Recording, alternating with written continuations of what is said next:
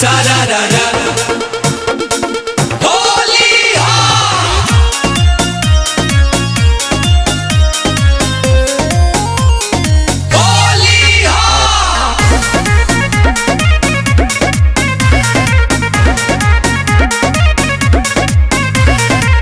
काहे भागेलू देखी मोट पिचकारी आवा हमारे या कवरवा में। अरे साली आवा हो, काहे भागेलू देखी मोट पिचकारी आवा हमारे या कवरवा में। तोनी सा रंग डाले तो साली सुनो अपन सलवरवा में। तोनी सा रंग डाले तो साली सुनो अपन सलवरवा में।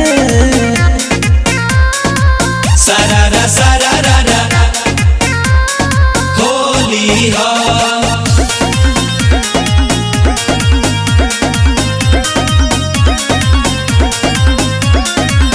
कहता रे जीजा तोहर तू रजनी दिल हो।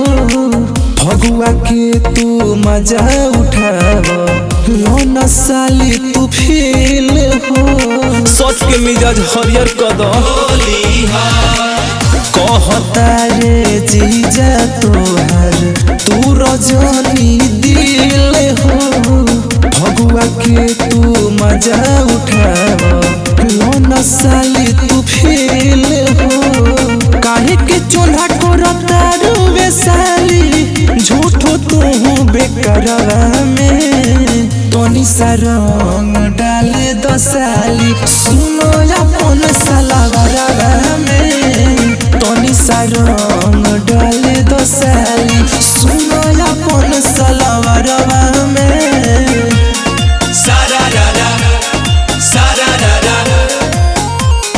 होली हो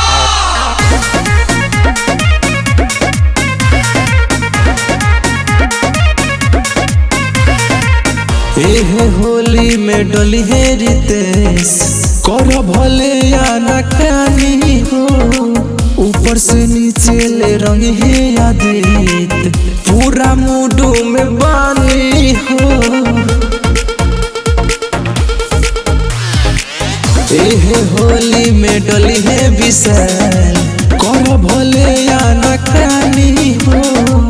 ऊपर से नीचे ले रंग है मुना पूरा मूडू में बानी हो। हाथे खियावा हो अपना तू पुआ होली के त्योहारवा में। तोनी सा रंग डाले दो साली सुनो अपन सलवरवा में।